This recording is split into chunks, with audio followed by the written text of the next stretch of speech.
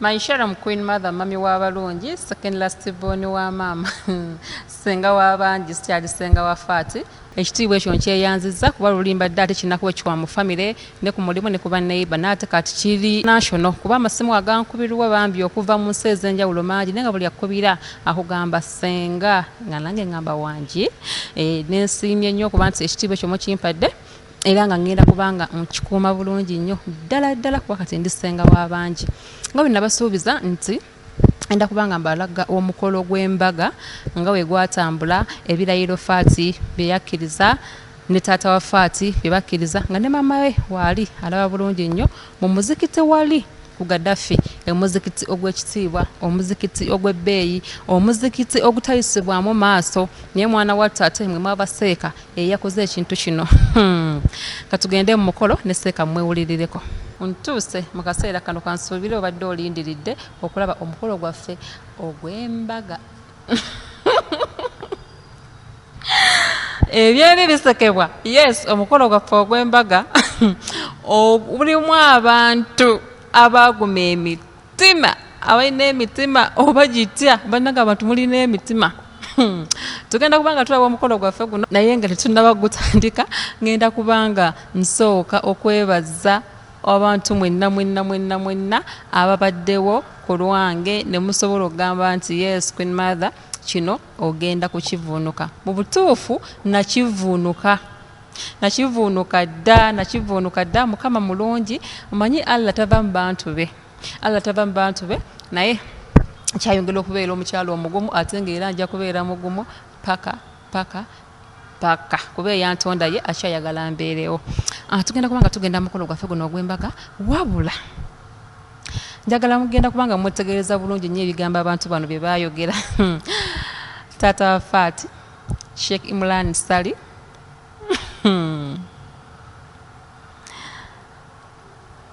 bizibu katugende mukolo nkomewo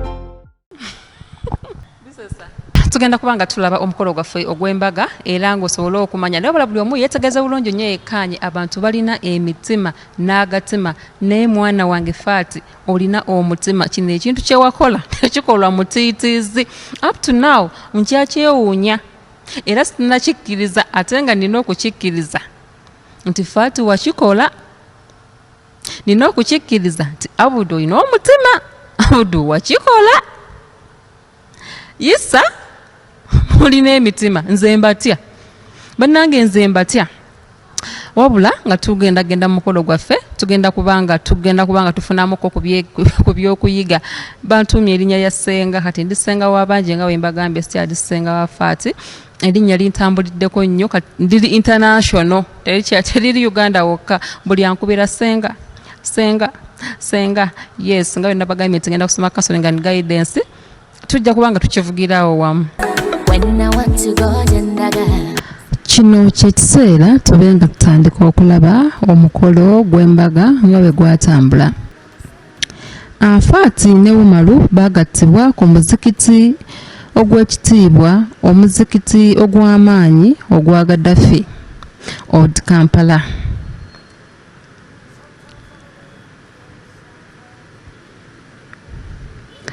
Abagole bonna batuukira mu budde era baali banyumye okukamala. Wabula Fatie oli mwana mutemu nnyo. Okugenda mu muzikiti ogwo ddala wali okimanyi bulungi nti tojja kufumba.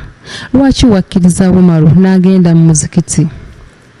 Ebirowoozo ebingi weebiti byonna bye walimu ng'oli mu muzikiti. Ng'ekibi kikkaabirira ku mutima naye era nokkirizibwa ogattibwe.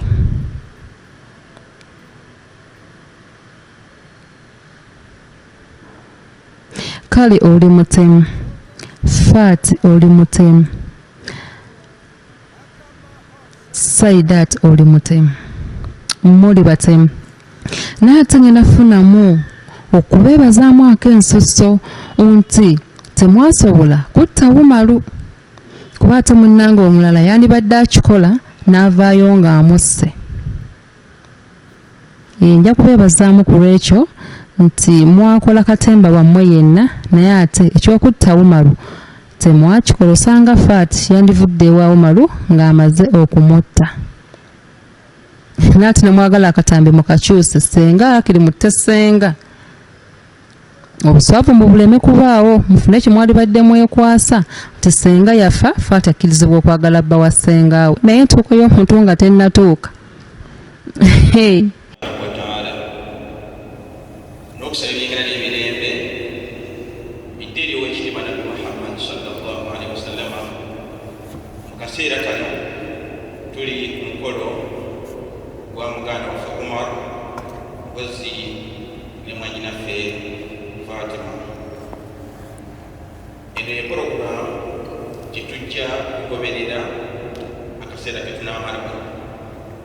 Okusookera ddala omukolo nga bwe guli gwa kitiibwa wa sharia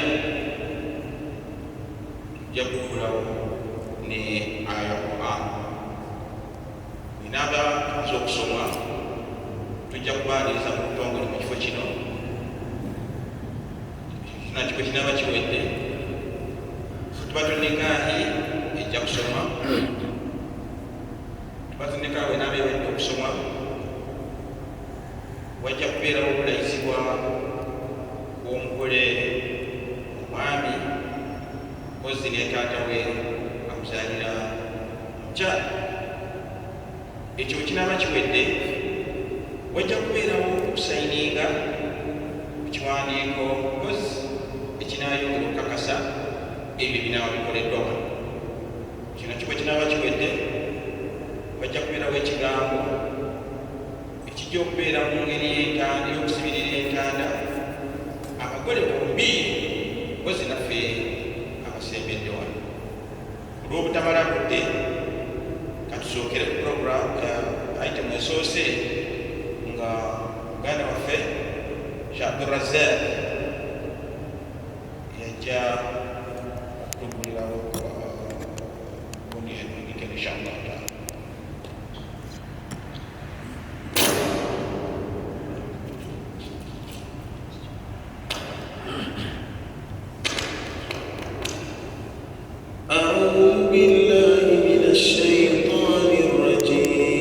Kati abantu abamutunuulira ebintu mu bikopo bya gama naye omuntu ategeera obulungi kino ekintu owe nakirabira mu giraasi. Ku Fatie ekintu kye yakola ati wano ngenda teekawo okubuulirira okutonotono nti sijja kyogera because Abdu tabadde mwami wange naye yalibadde muntu mulala bwe nti era bwe naalibadde nkimugamba nti Fatie olaba asiba omutima n'akola ekintu bwe kityo n'ava omusajja amuwasizza n'atuza ekidala ensi yonna n'eraba n'asiba omutima n'agamba ate ngenda kugenda nfumbirwe bba wa ssenga wange. Kati gwe omusajja aba atutte omuwala oyo olina bukakafu ki nti omuwala nagenda kubeera naawe? be bantu boolaba nti asobola okukutta kuba yajja alina kyabala.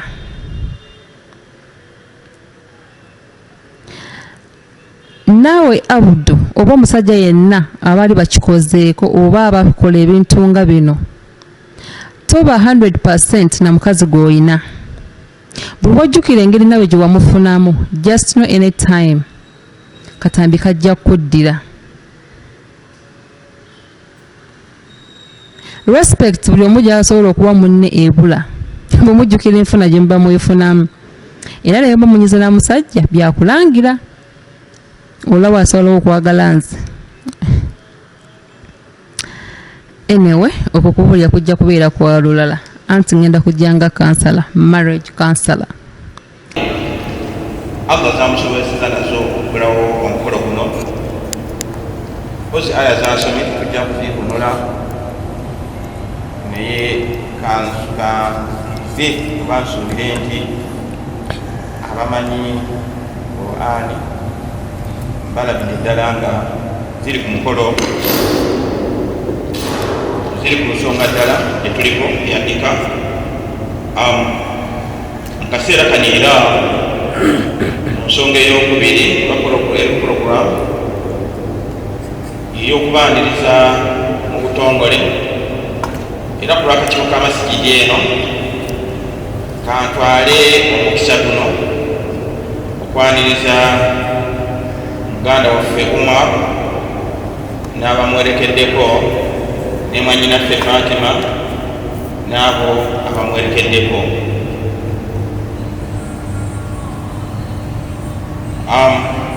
Tugamba nti nga bwe mwasalawo essanyu lyammwe okulitandikira mu nnyumba ya Allah eno mu lukiiko yammwe eno National Mosque, tusaba Allah subhanahu wa ta'ala abateekeremu obwangu obufungumu. Allahumma amin. Bozera tujja kumaliririza wamu n'abasajja kusajja sombi kubanga we bali, abalala ebitiibwa byabwe tubikuumye butiribiri.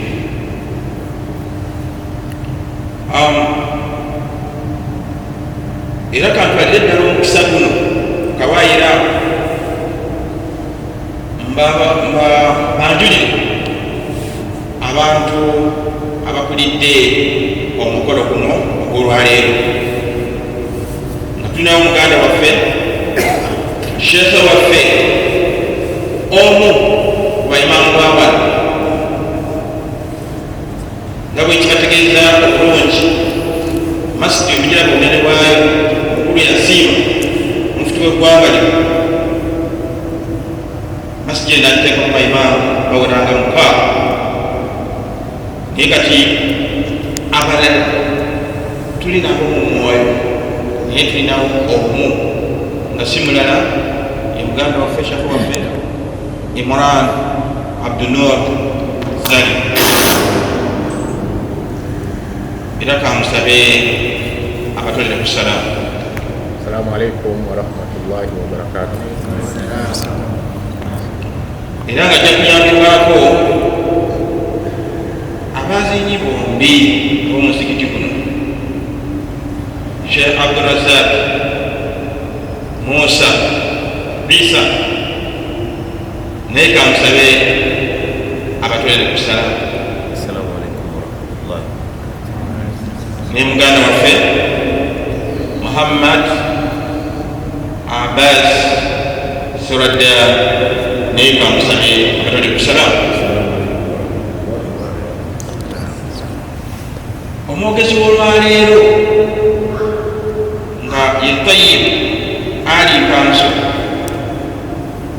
ejjasfa munda ya sharia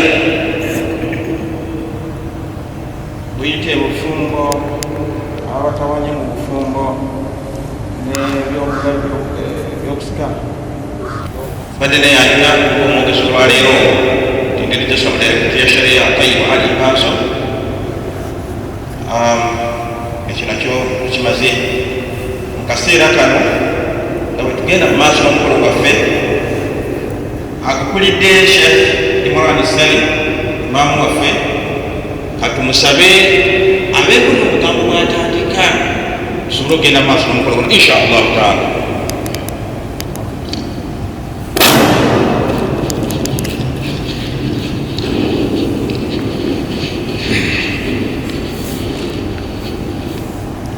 Audu Matovu oli musajja buzibu nga n'eddiini ekivumirira obutayawula maka g'abantu, obutayawula Luganda, naye n'ogenda oyingirira obufumbo bwa munno, n'ogenda oyingirira obufumbo bw'omwana, tokomye ku ekyo n'oteekako n'okumumanyiira. Saba wagambye ayogere woba omuteera miliyoni ze120 naye ng'ogenda zijjawo, osobola okwewanira mu batakumanyi.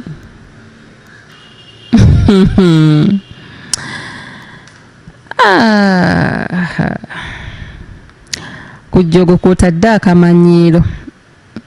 Allah asasula, nabagamba Allah tebamuyambako ye waaba asasula abantu, asasula musela.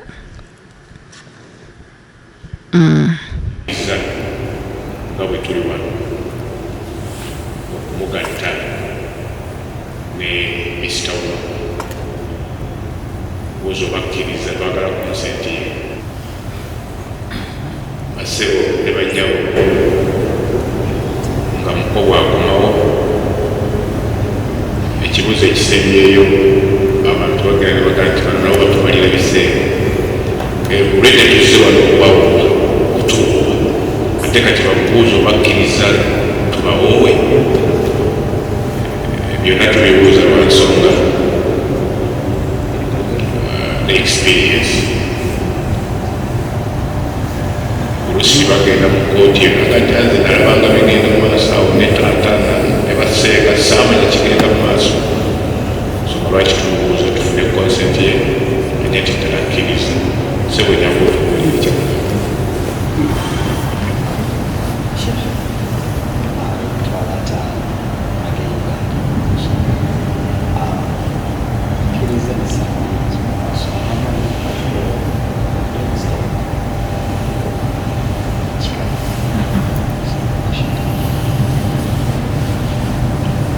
Sebo ebibuuzo bikomyewo tebirwayo nga byayogero era ate nga nessanyu. Ekisooka ekyalukkiriza kumuwoowa emisitawuma mu kikaye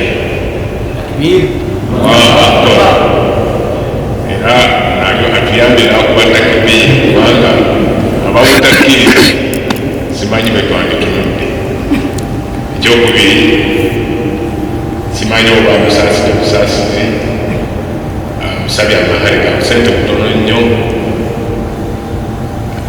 $50 kokka naye nze mbakuba nsi nga bwe mulabanyirinde badde nsaba kakadde olwekyo buuza musaasi ate n'omwami naye akutte mu musawo najjayo ebbaasa eno si yange mukyalumi olwekyo mukonkusa bujje gitwaleyo kakati ye agisumulule abalemu atubuulire obanga kyasabye ekintu.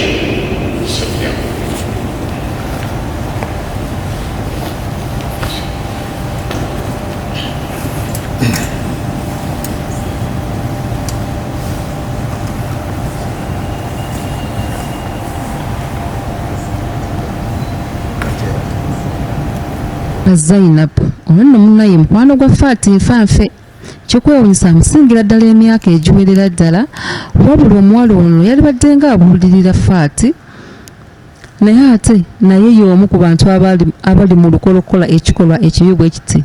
Omuwala ono mwamulaba bulungi mu kukyala yaliyo, ku mukolo yaliyo, era n'ebbaasa yaabwe ey'essente ye yagikwata.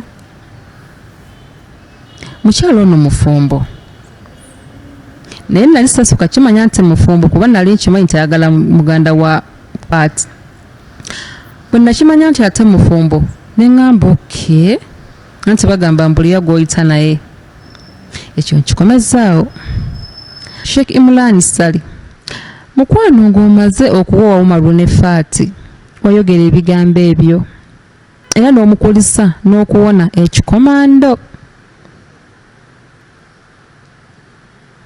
nga mu butuufu olaga nti obufumbo obwo baagaliza era n'ogamba n'omuko obutaddamu kulya nkoko ya musajja mulera yenna mu Fatie.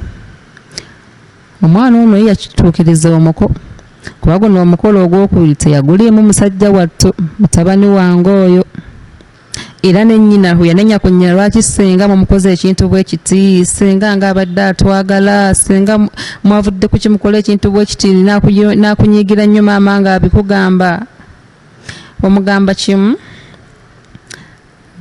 zaba n'abaana bange zimmanya abasajja be nnina okubawa. Olina ababo naawe oli waba oyagadde kyova olaba tolina mwana wo gukkiriza kwefunira musajja. Saida Kibirige muwala wo mukulu wa Fatie Swabula we yazaala muvubuka omuto omwana munne Faini yazaala mwana muto kyali kibi nti yali azadde akyasoma naye n'omuggyako omwana we mu wiiki emu wangamba wiiki emu gwali mwezi gumu one of the two wangamba nze yazaala mu musajja omwavu kavubuka kali ako ku kyalo takana kikagenda kumuyamba nze era natola omwana ne mukweka n'abeerayo n'olubuto n'amala okuzaala omwana namumuggyako nga either wangamba mwezi gumu oba wiiki emu n'otwala omwana mu Stanyu Babies Home ng'alina maama we na taata we balamu tebabuze tebamusudde bwakulira eyo aleme kumanya kiti mukazi gw'olina omutima olina omutima. Saida ati nkutya era mwakomekereza ng'omulenzi omwo muggyeko munomufunira omwami ow'abakyala abasatu.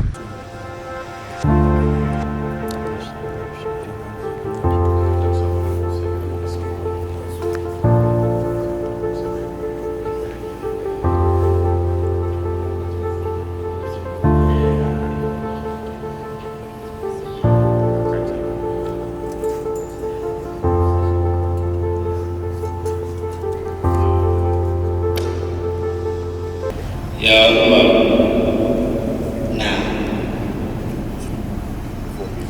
fumbiza, ila kugatta, ila kuwowa, Yamuwala wange, Fatie na Kibuli, mufumbo obutukuvu bw'eddiini y'Obusiraamu, olw'amahale mukkiriziganyizzaako era g'omuwadde kugatta naye kalongolo nga kumulabirira obulungi n'amateeka g'Obusiraamu kugatta naye olwakalongolombo kumulabirira obulungi n'amateeka agalagira kkiriza nzikiriza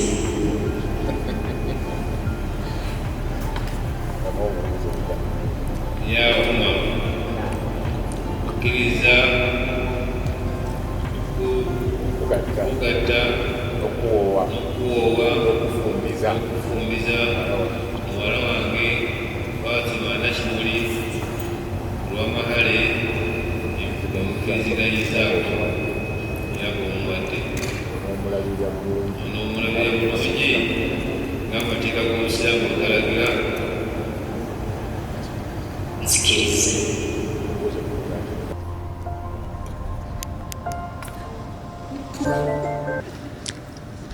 Ebyenfuna gye binakukomya gw'onoomanyaayo naye Nabuddo matovu ye gwe waguddeko tulaba nti weetenda obwongo kati mwenna mugenda kwezannya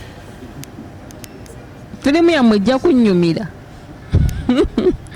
olowooza olina amagezi mangi omusobola okumuyiiya naye mugenda kweyiiya tulaba nti nemuwala nti amanyi okukyaŋŋanika kuba obuzannya amanyi obuzannya kati bagenda kwegwako. Abdu ne Fatie muzannye obuzannyo bwammwe. Nze kasita mubanga mundese kuba sisaaga kumanya bibakwatako, saagala kumanya bibafaako. Nga tugenda mu maaso n'okusayininga katusabe Sheikh abeeko n'ekigambo kyagira ng'abagamba ng'abasibirira entanda naye okusayininga tekubatwala birowoozo mumuwulirize inshallah taala.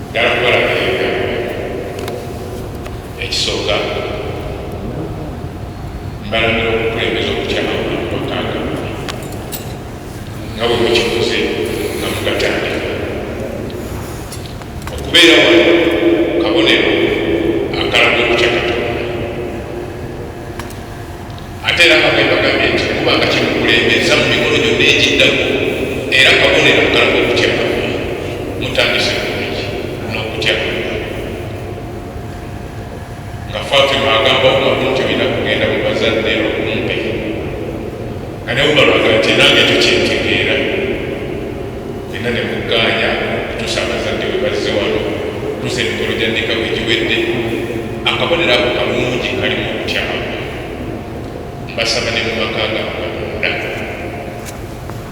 mutambulize amaka gammwe obufungu bwammwe okutya Allah era mbagagasa nti bwe munaakola bwe mutyo mugenda kubeera bawanguzi mu bufungu kubanga Allah omuntu amutya amuteeramu okufulumira ku buli nsonga yagaa nti waman yattaqi llaha yaj'al lahu makhraja nti omuntu bw'amutya amuteerawo way out amuteerawo engeri gy'anaakolamu ebintu ne gy'anaabitambuza weyarzuqhu min haythu la yahtasib ate n'amuwa ne riziki agifuna mu ngeri gy'atasuubira mwenjala bategeeza naddala mu abagole teri riziki ewooma nga riziki ezisenga badde twetesuubira ewooma naye bwe muba mwagala okugifuna kutya omuntu bw'atya amugabirira mu ngeri gy'atasuubira munjogera yennaku ze mulina olulimi ogati amubeererawo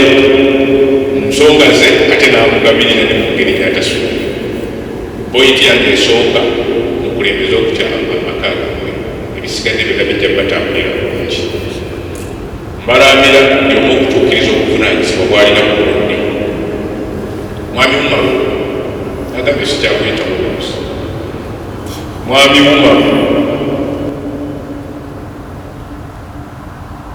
okuva taata bakuwadde muwala we n'ayogera mu bigambo bye nti okkiriza nkuwe ofumbize statement sisatu zonna njagadde azikole egamba nti okufumbiza n'okugadda n'okukuwa bagamba waleme kukulawo kyogamba nti weyagamba okukuwa saategeka kyeyategeeza oba tokitegedde otegeera okugadda oba tokutegedde otegeeza okufumbiza byonna bisatu tubyogedde omuntu abeere nga ategeerera ddala kyayingiramu kati taata akukuza kyokkiriza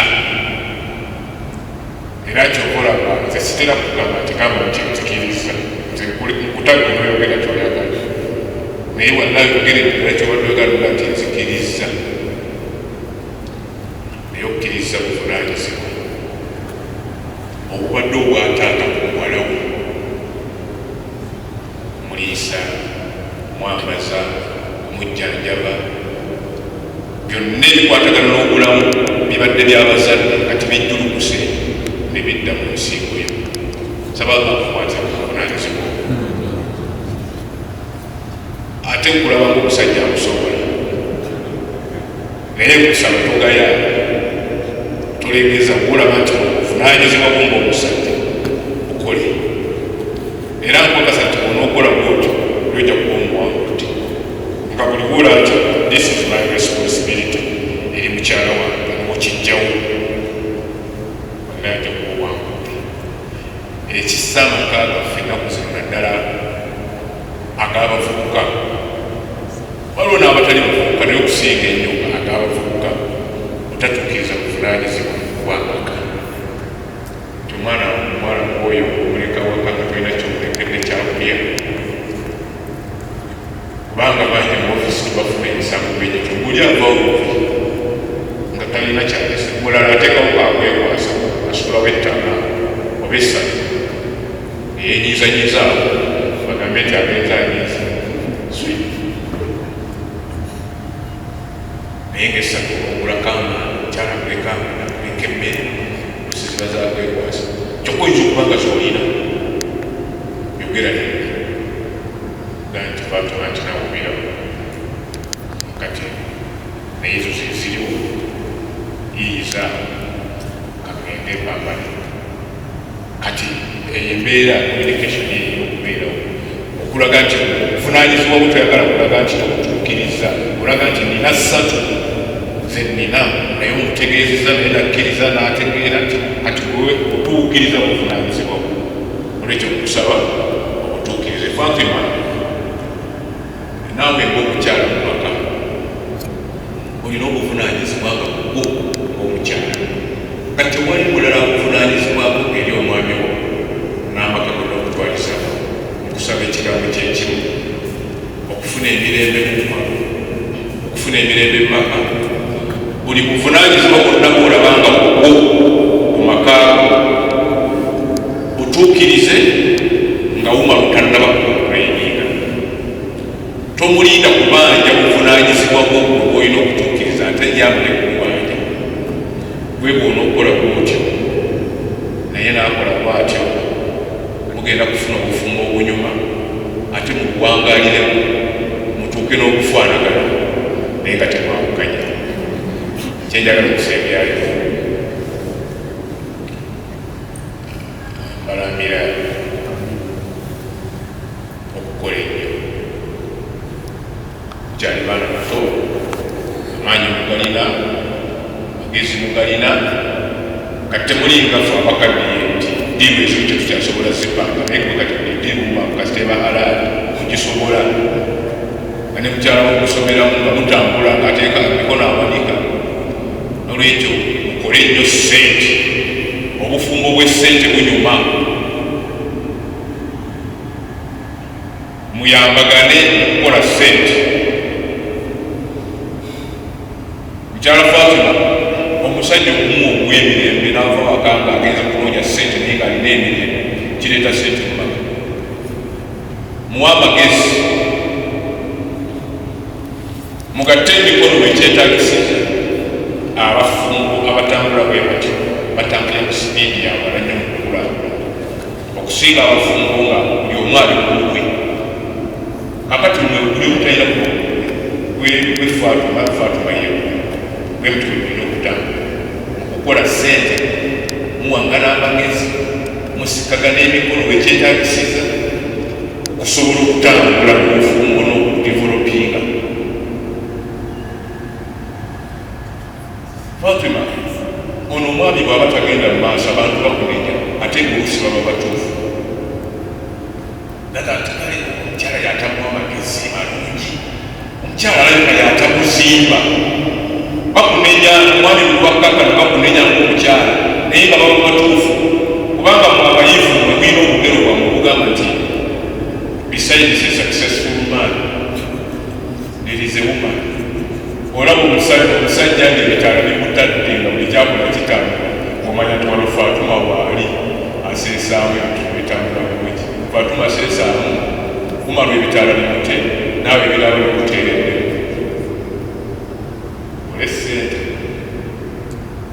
ole ssente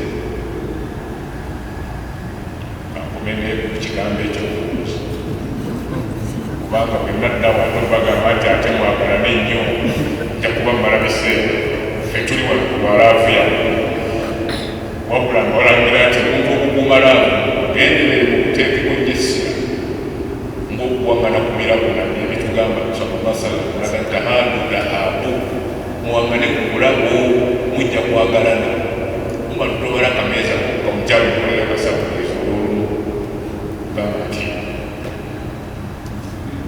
ekikumi kya dola kiitongeza bugeza kwanza mulamu omusajja nalekadola ate ojjazifuna ensyalo kakati omukyalo omukolera ka surprise nga sikameeza bwekito Fatuma abasajja bakutetenkanya obulenzi bwo ate n'amalingirizi bwegali kakati kubira okutetenkanya obulenzi olabe nga mbeera bwo okulabulabu olowooza ate ekiramu kyetagisa nti omuwarabu yagamba nti tokurafu lahadiya bimahanaabu kibaita ekiramu kimanyibwa lw'amakulu agakirimu so si kunene bwakyo makulu lwaki kuba lwasanze kafene nga kasokoole nga tekalimu nansiko ate ne sente zaako terazineseewo tya omukyala akakozebwa lwalaavu oba lwakufaayo eri omwami we obulabo kantu katini amakulu kyagaki agakalimu kikyo bannange manyi mukyalira gye mulaga nze ne bwe mugamba njogere mpaka ku nzobulira mu bikyaliwo naye bano baana bange omuwala mwana wange omulenzi mwana wange tujja kusigala nga twerambira ebigambo byonna ebisobola okutebeekeza amaka njala okuddamu wasiima okukeera tetunalaba ku bagole bakeeze nga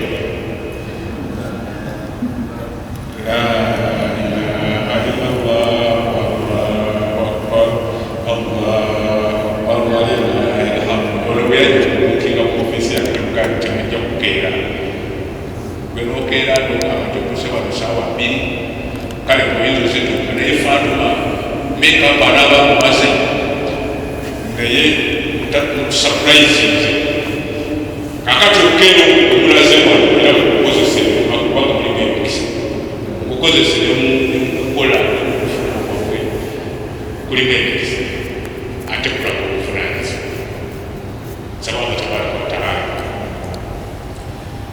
agatte wakati w'omutima gwa Umar ne Fatuma ateekewo okwagalana n'okusaasirika sababu tabaraka wataala abaana baffe bafumiriganiddwa olwaleero abasembereza abantu abalungi mu maka gaabwe babeere emikwano gyabwe tababawabula sababu tabaraka wataala abantu ababi ab'effitina ab'ensaalo abataagaliza abasembeze wala n'amaka ga Umaru ne Fatuma n'obufumo bwa Umaru ne Fatuma sababu tabaraka wataala mugabire obugazi ng'abisa mwemuteeseteese nakutana bakuteekateeka sababu tabaraka wataala bakumire batadde bammwe wamu ne ab'enganda zammwe n'emikwano gyammwe sababu tabaraka wataala emikola egisigaddeyo agibateekeremu omukisa gitambule bulungi nga bwemwagiteekateeka okusinga wasallallahu ala sayidina Muhammad waala alihi wasahbihi ajmain walhamdulillahi rabbil alamin wassalamu alaikum warahmatullahi wabarakatuh. Nga neimamu bwakuba wetugenda mu gundi bagiyita logogogo naye bantuiza okugiyita ekiwandiiko ekikimu kyokwetala gyekujjako inshallah taala okwagala okubategeera nti ddala bebamwe era mwayitako mugaddafi national mosque Mr. Omar kwasa abije certificate eno ng'akabonero akalaga mu buwandiike nti buli musajja mufumbo era ng'akufuga mufumbo yefaate kusaba okikume bulungi bamanyo tejjeeta nga mugende Dubai okubyakasi nsaba ateeka omukisa ofumbo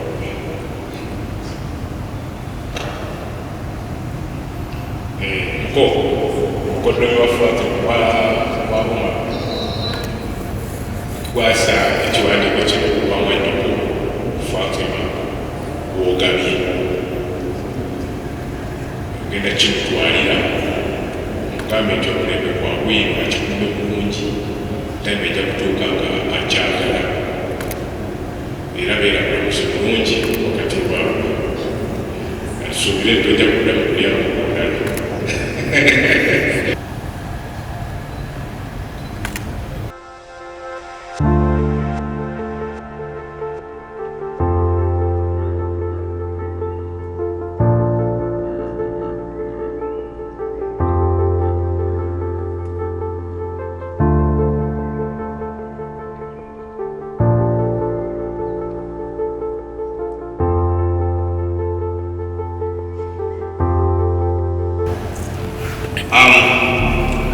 era kekaseera kekamu tulangirira mu butongole Umar bwe banaaba bamaze okumukwasa hakki ye yajja okubeera n'obuyinza obusembayo oba amulekaawo oba agenda naye naye byaffe byekibaliddwa bikomye wano era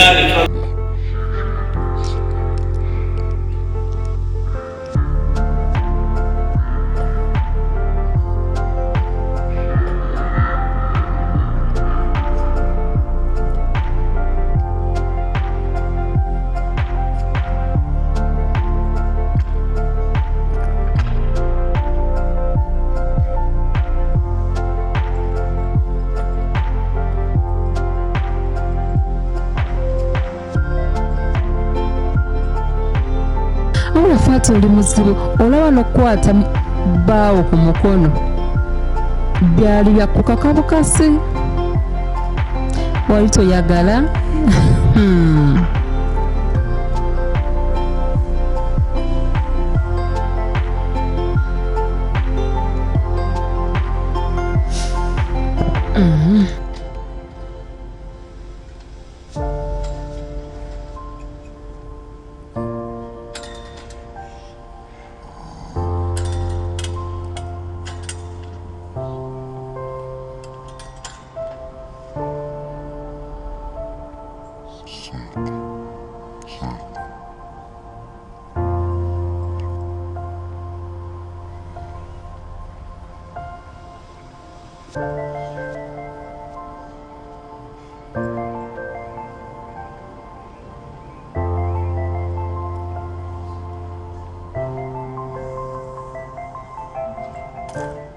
Songa eri emu Fatie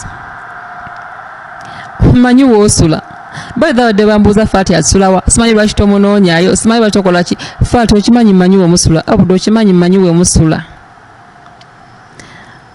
kuba Abudu muzeegwe nga wabadde atupanga eno ku Bombo Road namanya Kawempe alinayo Kagoma alinawo wali Kawanda alinawo wotuuka wali abula mwana mulenzi ojoga wali ku kyalo ko kubaddeko na babiri kati neno weyongerayo eri owekatalemu kati oba n'ebyalo ebirinaanyeewo ebyo simanyi sijja kuwaayiriza matuga oyinawo okufa matugawo bombadde simanyi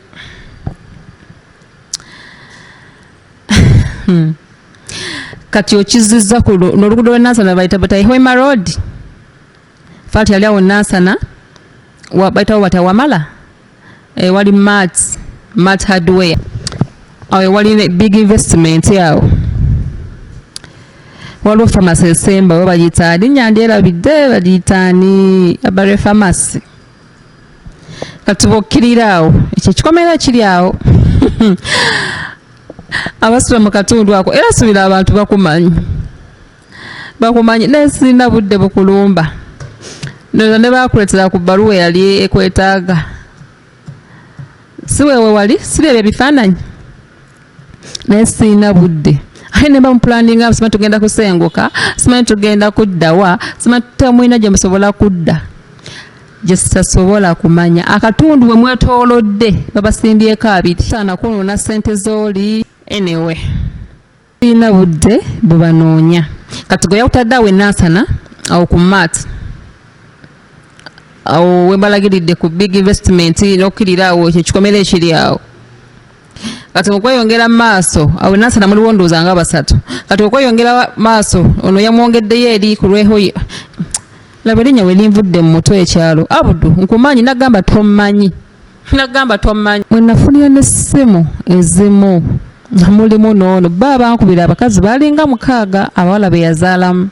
naye ngenda kuwaka eddoboozi ndowooza lya muntu wamu ku lw'enfundafunda y'obudde kituufu mukwano era mbirabye ku KASUKULIVE Abudu mumanyi bulungi nnyo kale oyo omusajja atambuza enziku mumanyi bulungi nnyo nange yankwanako kamwa koogera nga ŋŋamba mbu agenda kumpasa ne ŋŋamba ogenda kumpasa otya nza atali musiraamu ogenda kumpasa naŋŋamba ye n'apapapapaawo mbwampa ssente mbunkole ki ŋŋambe bazadde bange tutegeke ne mubuuka mukwano yoyo yennyini era mbirabye ku kasuku n'akabiraba nakakati kakati mumanyi bulungi mukwano teweekubagiza ayina obwana mu Kawempe oyo fala mumanyi bulungi nnyo kuba ku supermarket we nali nkolera nga waagula ebyokulya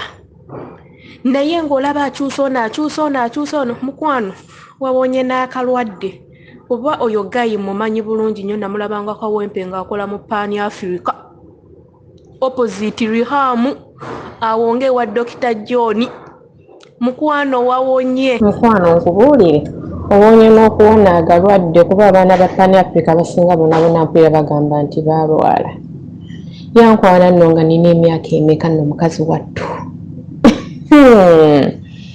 naye nga tulimu n'abawala omwo mu supermarket naye nga ffenna ayagala atuwase nga wona ku street olaba akyusa ono sigaana ssente nze nazirya sijja kulimba nazirya naye seebakako naye ng'okuzirya nazirya naye ng'abakyusa ne twazirya awo ku street awo olaba buno akyusa obwali hamu akyusa abo wabubishu abaali bakolanga mu toilet paper naye nze neewuunyiza Abudu kankubuulire nali mmanyi yakyuka n'akula n'atereera bwana sinkwagaliza bulungi byereere muleke n'oyo omuwala tagenda kufumbayo tajja kubeerayo nze Abudu nga we mumanyi kuba naawo nga banne bamunyumyako ng'akyusa buno kyokka wakukwanira oli ku supermarket ate olaba abaana abagamba mugambe manager w'oku supermarket abampeereyo yogurt nga nze manager waawo. Abawala bannange tutomera kankubuulire tutomera naye nga tetumanyi wowe nyini owa John awo kati nze nali nkolawo ku supermarket awo eya Haji nga ndiwo nga nze manager nga nkola ku supermarket nga waliwo con at first ne dipo y'amazzi awo nyini kuba nakolerawo ddala emyaka nga 6 paka we byatabuka nenvaawo naye ng'oyo ye nyini Abudu ng'akola mu Pan Africa mumanyi bulungi okuva ku epaka ku Z kati eryo edduuka ly'ogamba omukyala eyandi nannyini lyo mumanyi balinga bamuyita Mama Mavini kati ndowooza n'akola edduuka eddala wano eno ku 5 ekawempa ku stage kakati we yakola n'ateekamu oyo omuwala mukwano byonna by'oyogera mbimanyi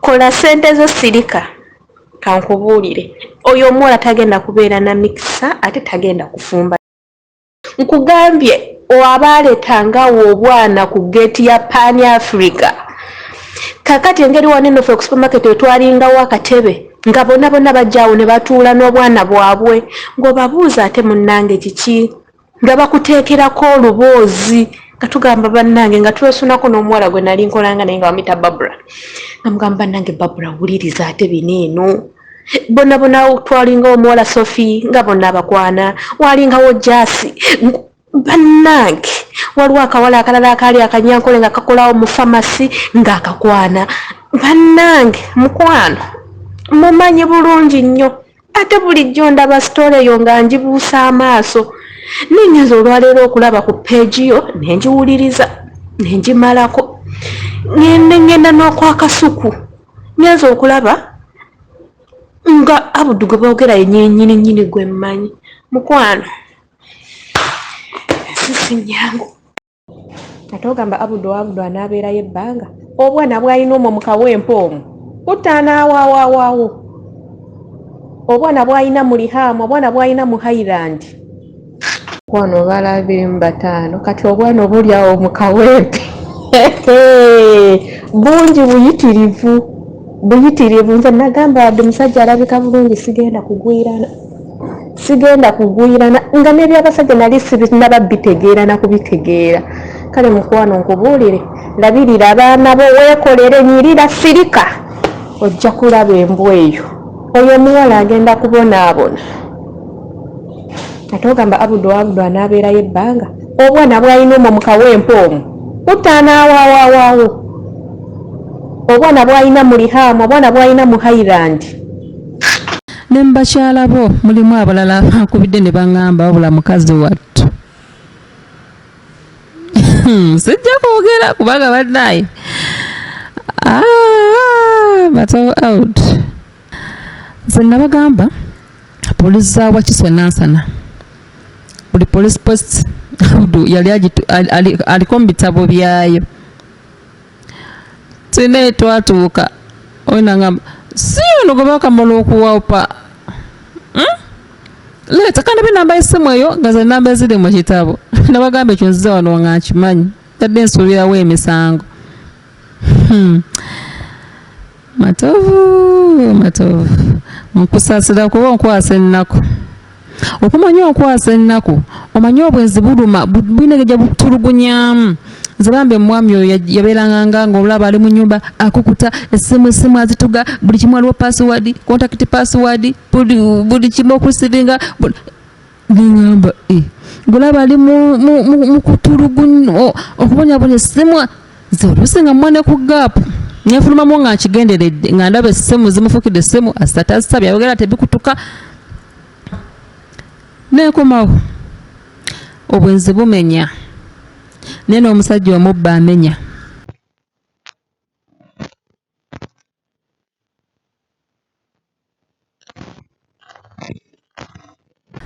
tovuma nakugamba no nali nkubuulira ojjukira bulungi nga tudde mu kisenge wansi nga nkukwasa keesi yange gye nakukwasa gy'oli nayo kati ew'omwami wammwe okati nze sikyalimu ew'omwami wammwe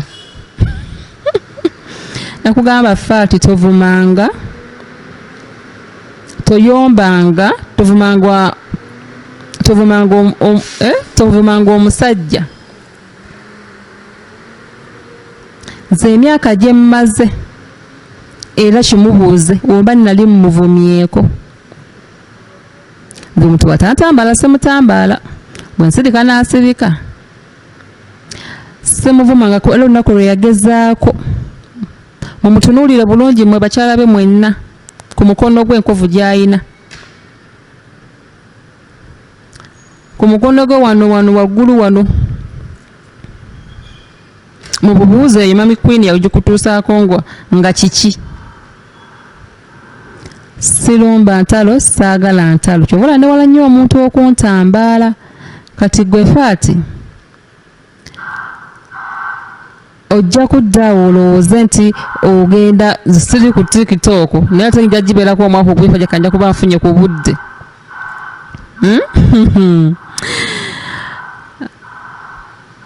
Ojja yimba ennyimba ziggweyo, ojja kukola ekisubi gwe. By the way nagambye n'abadde bansindikirako ebyo ebintu simanyi yakoze bw'ati bankuma kunsindikira ku kayimba ki bwali buyimba bwa busatu bwe nalaba. Mwe bali kubeera balungi temunaddamu kunsindikira, temunsindikira saagala kulaba kuba tekina tekinnyongerako. Leka tugenda kuba noonya ssente ziweera baana bange nziremu oyo katemba atakyankwatako. Kyenkugamba tovuma bajjabo kuba tojja banyiiza. Ezo vidiyo z'oteekayo ng'oli mu kwemoola n'Abudu. Abudu gye emyaka yo tegikola ebyo ate. Okuyimba n'omuntu si kibi, era sinanya muntu adda ku bugundi n'aba ng'ayimba bulungi ng'alina omwami we nga temulina kye okitegeera. It is okay. Naye gwe byagala okugezaako kakasa bali abalala, bali abakazi bye balabye tonnabiraba. Kati nkubuulirira era nga ssengaawo oba nga kansala. Fatie abantu be balabye tonnabiraba ate ng'ojja birabira mu ddabo. Abudu mulungi mu kugumya, Abudu mulungi mu kuwaga. Singa nze yansanga sirina bwongo butoola, Abudu akubya abakazi. Is this kind of man ajja n'akunyumiza ebikwataganako omukazi agamba oyo simanyi nina goolaba amaserena yanziba balowooza ndi musiru, simanyi alina muganda we ali ebweru, simanyi bakozesa endagaano mpeeyo ennyumba, simanyi najja n'akunyumiza ebyo ku mukazi oyo. Kati era namugamba kati bw'omala ng'ogenda eri ng'ofuna nange byonteekako naye kuyisobola kukunyumyako kiggwe. Naye namugamba toddamu kumbuya ebibuuzo by'abakazi bo. Kati Abudu ye muntu asobola okukuwaga n'akulaga ye wammanze kino n'amala n'adda eri ng'eri yeetonda.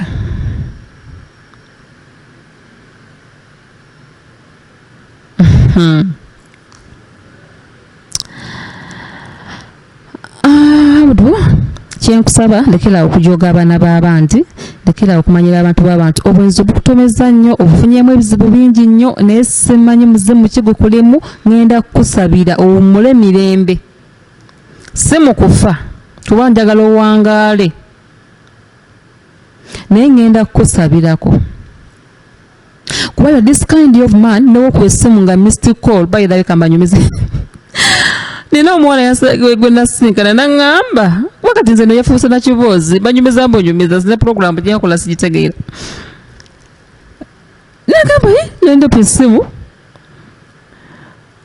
yongiriko ebintu bingi paka naye kandabe ku muwala ono naye nga njagala nnyo okumanya ku bakazi be.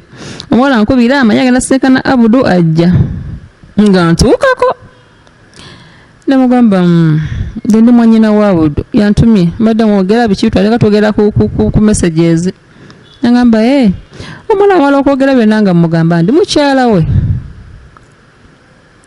nangamba nanga naye zibana yo nosonyiwa kalula boyo gayi mama yakuba essimu it was a missed call kati yagala bwa yabisenga mu namba kati namba ne je wange tinamba yaje wange gayi nannemerako nangamba eta smith nati weyaja na meeting ero amolaba weyaja na meeting ewaffe ate nakwana ne sister wange yaliyo kati lwa tumuzanya ddabo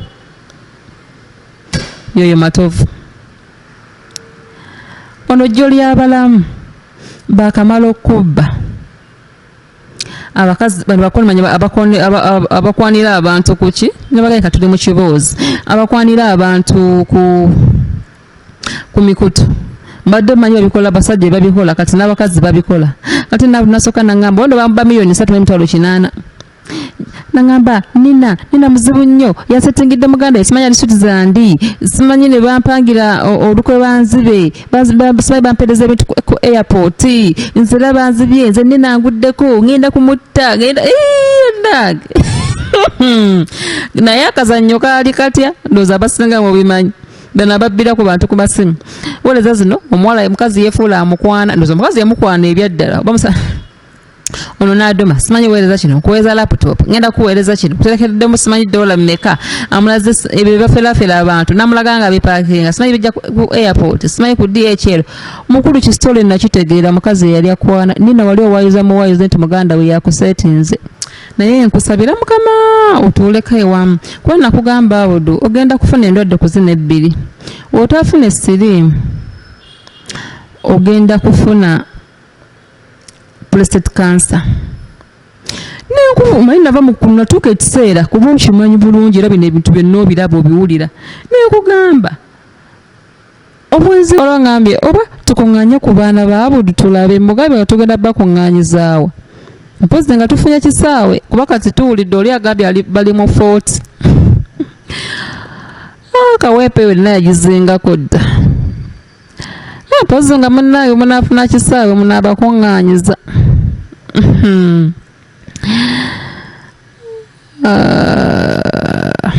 omusajja abudu alimba zina bagamba mbadde n'omusajja akuwa ekirimbo nze yansengusizaako ebintu era baddayo nina wandinjagadde nnyo yansengusa kuba bwekyo kibatandika nakyo buti kimu kyange okuba ku kikopo sowaani masuuka buliri bwolwo tusenguka tugenda funa nnyumba ndala nanimba bwe CPS ebikutte kumba tutewa mukazi mulala nebannanga abudu mukama yakuwa okulimba nze nabagamba abudu akulimba waba uganda ulanga kyayogera kyekituufu kati Fatie ne mama wa Fatie abudu temumanyiko even 1% ku 10 n'emu 1 temugimanyi temunnagimutuuka gimumanya kijja batwalira emyaka egiwerako okutuuka ku 1%. 99% nga temunnamuyiga okumala emyaka egiwerako naye ne 1 mukyali ku 0 something. Nze yandabisa yanfunisa receipts okuva mu bibanda simanyi tubikutte biri ku CPS bangaye ekintu kyenzijjayo n'okuba ne receipt yakyo akulinda ekirimbo nga kituulawo bw'aba kugamba ekitugamba bambi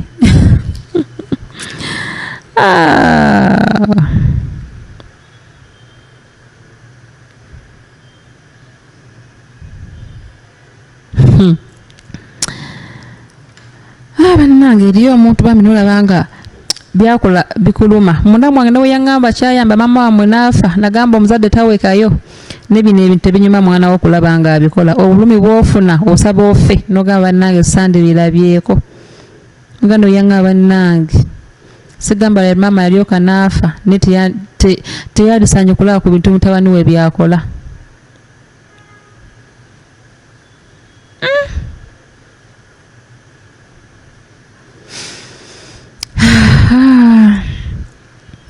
Ensi yewuunyisa oyo nga yagambye kweraga lwakiri yeewola era nyina teyagitonda nti ayagala sente kati musimanyi yakolera maama birthday ku Kingdom wano mbonamu ekyabo kya screen ekinene ng'abaana babanja school fees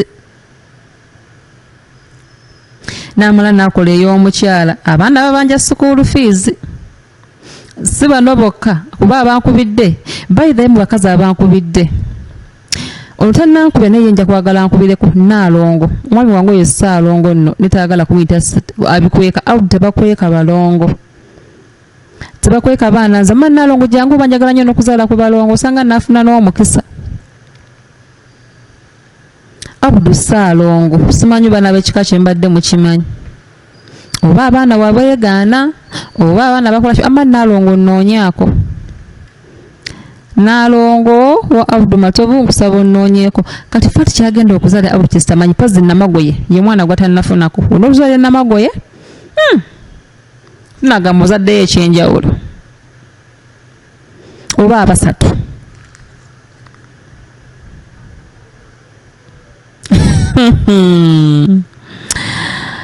Abdu nkwetaaga okutuuza n'enkubuuliramu naye obaddi oba tuleera batutya oba wa ojja kulabiranga ku channel kuno channel yange kuno ojja kuba mbuulirira ku bantu abamu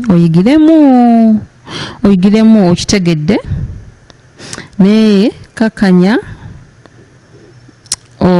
kyoyidimu ssaawa eno kyolabanga obuswavu ge amazima bagogerako ekirungi bakyogerako media houses zikuyise naye oganye ogendayo naye nagamba tukola ensobi emu bw'onoogikola ojja kyejjusa mbasaba mukkirize ndeke ebigambo byange bino wano kuba nsuubira gwe mulundi gwange ogugenda okusembayo okulabikira wano nga njogera ku bintu by'abantu bano sinnabo bawa bulungi waliwo oluyimba lwa Kafeero olugamba nti ndowooza ebirowoozo byampeweerako nawummulamu nange nsakakkanyama kono obunkenkeeke baali bantadde ya nsaba buli omu aluwulirize bulungi kati mbaba obubaka bwange era nga bugenda weebuti Fatie, listen to these words carefully. I have decided to use this platform because I can't even talk to you. You are too young and stupid. That's why I can't exchange words with you, plus the other three. Fatie Nakimuli, nakwagala nnyo mu bulamu bwange era buli kye nakolanga nakikozesa mukwano era nga kiva ku ntobo ya mutima gwange. Gwe maama Fatie Saidat Kibirige, nakwagala nnyo mulamu wange era naawe buli kye nnakukolera nakikolanga nkikakasa ng'era kiva ku ntobo ya mutima gwange era nga nkikozesa okwagala n'omukwano omungi.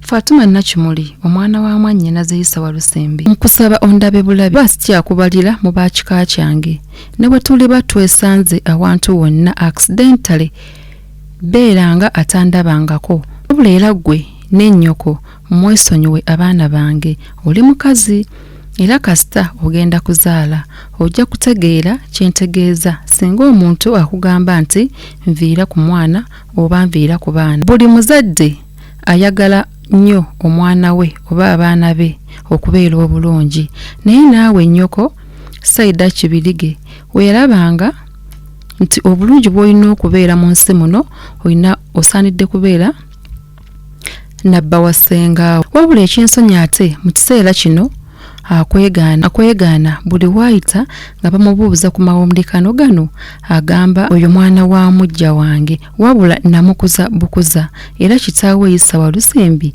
ye yaŋŋamba nti bakkiriziganyizza ne maama wa Fatie afumbirwe bawasengaawe. Kale n'olaba omukazi ono ataswala. Fatie ne Abdu Matovu mulituuka kufa nga kye mwakola kibalumiriza n'ogwo omusaayi gwe mugenda okuleeta mu nsi okusasulira ekibi kyateereetera oba abaana kye bateereetera nga nti abantu babayisaamu amaaso olw'okuzaalibwa mu bba wasengaawo. Abdu ne bw'oliba ofudde ekyo tekirivaawo naye magombe tolibeerayo na mirembe. Kino kyosize kirisigala ku nsi kuno mu baana abazzukulu bonna b'oli b'ozadde oba baliva mu lulyo lwa Fatie n'olulyo lwonna oluba lukutte ekkubo eryo ng'ate ne Katonda naye ali yakulindiridde wamu ne Fatuma olw'ekikolwa ejjoogo obulyaz'amaanya bye mwakola. Fatie nsobola kugamba kigambo kimu nti kale Katonda n'abantu be bagenda okunsasulira oba okunnamulira kuba nze ng'omu sina kye nsobola kukola. Abantu bangi bankubidde essimu okuva mu nsi ez'enjawulo nga n'amaziga gabakulukuta ng'ate bambi tebamanyi. Abamu olw'obusungu obungi nga baagala mbeeko kyenkola wabula sijja kukola kintu kyonna. Kyemmanyi Katonda tebamuyambako ate musera. Bamikwano mu nsonyiwe sibanyoomye naye mpulira siina kye nsobola kukola kiyinza bamatiza naye Katonda asasulira ddala ate bulungi era byonna babikola bagumu nnyo. Maama wa Fatie ne Abdul Matovu bakimanyi bulungi nti nze sirina swayitaani yenna gwe nzikiririzaamu wadde nga nkimanyi nti amalogo gye gali era gakola sigawakanya era nzikiriza nti n'okuwonya gye kuli era we nasabira okuba nti mponyezebwa wamu n'omwana wange. Abdul Matovu Katonda akunsasulire ne Fatie kuba sina kibi kye nabakola mbaagalizza ebbanga lyonna. Abdul Matovu ku by'obadde ozzeekola sirina kibi bantu mmwe okutuuka okusattulula ekika kyange ng'ate n'eddiini ekivumirira olw'okwawulayawula mu Luganda kyova olaba nga ye Allah yekka yalina ekibonerezo kyammwe. Ne mutuusa okukaabya mmange bakitange bajjajjange basengange abooluganda bonna abako n'ab'emikwano wamu n'abantu ababadde tebamanyi amaziga era y'ensonga mu kaseera kano wengenda otwalirwa mu kisatu kino okwebaza abantu abangi abankubidde amasimu n'okungumya nga muno mwe muli abafamire yange. Nja kwebaliza ddala nnyo Kasuku ne ttiimu yo omuli Ruth Kalibala Kayima Nalongo wa Balekedde Simon n'abalala abeeyo Kadima Sharita Buchaze Senga Nantume Stabuwa Natolo Omulongo Babire Sala Aisha Ravu ono nno mukwano gwange yaŋŋambye agala fuukira ddala wa Luganda lwange. Max Edgar Tony Rahma bano bambi abantu abamu nga London sibamanyi sibalabangako abamu simanyi bifaananyi byabe bifaanana naye bambi basobodde okuba nga bambeererawo mu kiseera kino era nsaba Allah abasasule buli omu Allah amusasulire kyasinga okwagala. Era wano omukwano abantu gwe bandaze we nazeemu okufuna ekirowoozo ekigamba nti nogenda n'ensoma counseling okusobola okukola ki okuyamba ku bantu bano. Ekintu kyonna nakifunako dda emyaka ng'ena emabega ku lw'embeera gye nali mpiseemu naye ndabanga mu butuufu omuntu osaana okubaako n'abantu abakuyamba oba abakubeererawo oba b'osobola okwogerako nabo. Nagezaako okufuna ba counselors naye nakizuula nti ba counselors abasinga abamu abantu baba beetaaga ssente muntu akuwa 1 hour oba 2 hours nga tolina okusasula $5. Kinene ekintu nakiraba nga kikosa oba kyongera bulumi ku muntu oyo abayitaga counseling. Abamu ayinza okutuukirira nga talina yadde 10 nga yeetaaga buyambi yeetaaga omuntu gw'alina okwogerako naye bambi n'abulwa ate bw'abanga asobodde okugamba nti kaafune kansala ate najja kale yalikwadde $5 naye ate n'omuwa essaawa emu oba 2 oba towadde muntu kyansi kusobola kweyabiza oba kunnyonnyola kintu kimuli ku mutima n'asobola okuva woli nga atoolokose. Mu mbeera eno y'emu nagenda n'ekyogerako ne mukama wange ku mulimu kuba yali amanyi embeera gye mpitamu. Ne tugezaako era okufuna ku ba counselors abalala neera nga range y'emu $5 kudda waggulu ng'ate obudde butono. Siganya ssente zeetaagisa okuba nti okusobola okuyimirizaawo office but at least omuntu muba obudde asobole okubuulira ekyo kimukuli ku mutima. Mu mbeera eno y'emu nja kwebatizaamu n'omugenzi Bale Francis may your soul rest in peace. Omwami ono yali ayogeddeko nange nanga naye mwana gwe mu mbeera zo osaana okubeera ku human resource oba counselor. Ekisinga okunsesa nti abaana bangi olwo nga nnyomeza abaana bangi basomye obwa counselor nolaba omwana nga yakava mu senior 6 Ayimida University n'atwala counseling and guidance naye ng'ate ayagala kubuulirira abafumbo ng'ayagala kubuulirira abafumbo n'aŋŋamba naye kati gwe Mukama akuyambye ofunye ku experience woli ebintu by'embeera zo osobola okubeera counselor omulungi era ekintu ngenda kirowoozaako nja kuba n'abantu benali njogeddeko nabo naye kati ndowooza kye kiseera nkiteeke mu nkola manyi bajja kunkwasaganyizaako inshallah. We naba kitutte maaso yes office ajja kubanga si ya kumpewo kujjako aba n'abagambye nti ffe tuli ready okutunula mu kamera omuntu woyogerako toowolokoka okkakkana omutima. Nkubiddwa amasimu mangi okuviira abakyala okusinga abayita mu mbeera n'abali bayiseeko mu mbeera gyempiseemu mu kaseera kano, naye ng'olaba bambi banoonya abantu be boogera nabo naye nga badde tebannaba kufuna mukisa ogwo. Queen Mother neewaddeyo ngenda kubawa eddoboozi lyange. Kudda ku nsonga eno, baaba wange omulungi Sawa Lusembi na buli kati sikikkirizanga ndabanga abakuwaayiriza naye nga ge mazima. Kansabe Allah akumpangaalize ng'okufa we kuli okwetteeka. Kusookeyo wabula mpulira njagala ggwe bw'oba oli bonzisa mu ntaana. Mukama wali bwakusoosa okukujjulula, nsaba lwendifiira ku batabani bo oba abaana abaliva mu batabani bo, njagala olulyo olwo mwe muliba omuntu alinnyingiza mu ntaana kuba njagala lunyiririrwo. Mu kiseera kino njagala okuweereza akayimba ka mwami Ronald Mayinja. Abato sabodde wonna wonooba oli okawuliriza bulungi era wetegereza bulungi ebigambo ebyo ebirimu. Wabula bisomo simanyi kuyimba. Wentunuulira abato nkaaba ti empisa z'omu bantu ennungi balizijjawa. Wakoppeeza maama we ayiga bye bakyanganya abasajja, wakoppeeza kitaawe ayiga obwenzi n'ettamiiro. Bwakoppa abakulembeze ayiga kulimba na kulya nguzi. Kale bwe ntunuulira abato onkaaba. Tube kyakulabirako eri abaana abato, omanye nti buli kyokola kibaawo ekifaananyi ekirungi. Ebimuwooza baawa badda mubireke, tebirina mugaso. Bwe tuba twagala okubatereeza balina kulabirako nze naawe. Eyo kolasi y'oluyimba olwo bagambye simanyi kuyimba. Byogere naye nga biri mu luyimba. Asobodde agenda alunoonyeeko.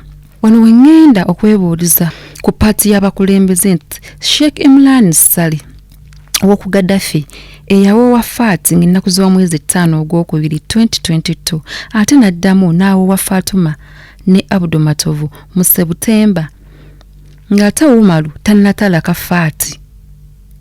Nsoberwa era obusiraamu kirabika bwakyusaamu nga ffe abamu tetumanyi. Nga ffe abamu tukyamanyi ddiini bweyogera ku njawukana y'obufumbo.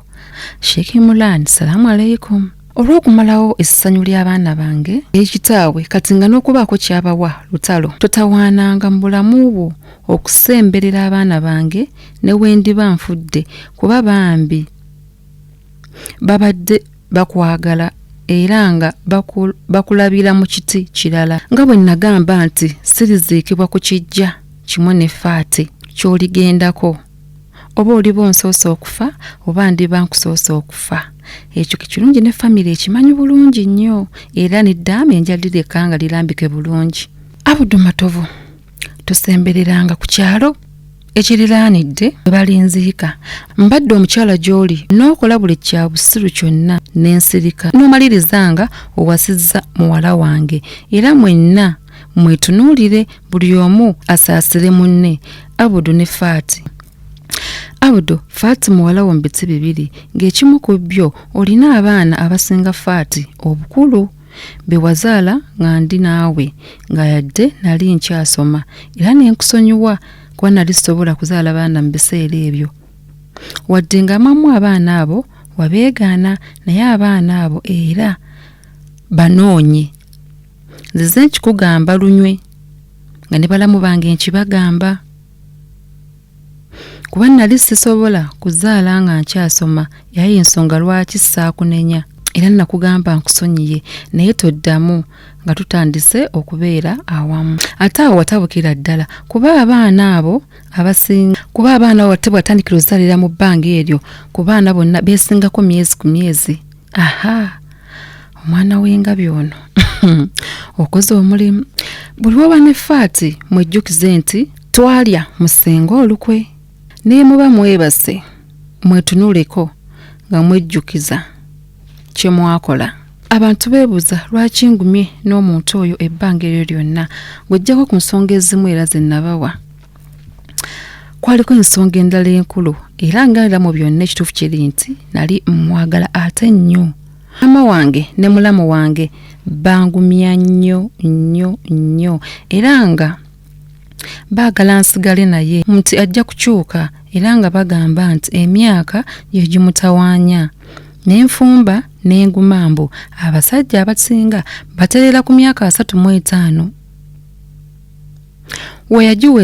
Weyagiweza yawasaawo kuwasa ku mulirwana waffe. Ne mmanya nti kati akuze nga bye bagamba era ndowooza nti ateredde.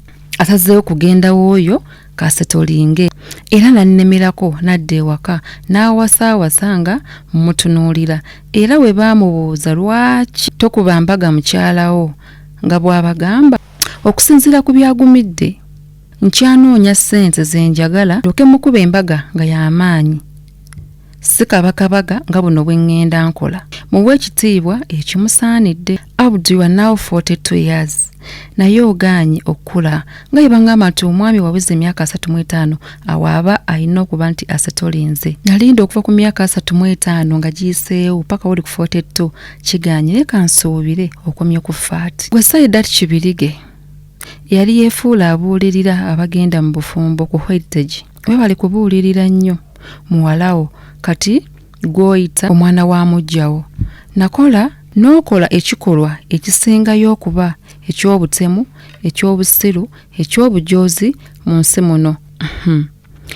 Wabula era sanganga maayi ng'abantu bwe babadde bagamba nga n'abamu babuuza gwe omutima gw'olina gwe gumu ng'ogwaffe oba ogwo gwa bbomba naye ojja kikola omulala tuli bawulira. Saidat obwenzi bwo obutadde ne ku bawala bo oba okimanyi bulungi abasajja ab'enjawulo bozi okyaŋŋanika ng'ate toswala obinyumya totaliza babba ba mikwano gyo era ddala abaana b'abawala ababiri obatadde era nfulumya bye nninako bukakafu wano mbaddemuko n'akasiba. Mbalinze mu bitiibwa ebingi ennyo bumukyaluka sitole wabula muluke etaabalakire nga we ŋŋambye mu bye mbadde njogerako mbaddemu n'akasiba. We mugenda okutegeera nti bulijjo omukazi omusirise bw'ati asobola okwogera anti endiga bw'ekoteka omutwe mulwemalireyo. Nga bw'ogamba wina enngombo yo gwe tosemba nakyo ate okulemerera oyo noona. Mwami Abdu Matovu nga bwe nagamba mu kintu kino osaana award gold medal ndifuna omuntu n'agikuleetera mu kaseera katono nnyo eneetera okutuukako mu bitiibwa ebingi kuba eri ku mukono gwayo ogusembayo. Ekira kye nnyinza okugamba weegumye nga nange bwe naguma mulundi ogutali gumu oba 10 ku bye wampisaamu nenfunamu n'ebirwadde bye sitaalina nenkaaba nenkoowa yensonga lwaki kati naguba kyoyitamu nkimanyi kuba kati golabika wakakifunako nakiyitamu dda kyova olabira nkubulira kati nga expert omuntu yakiyitamu.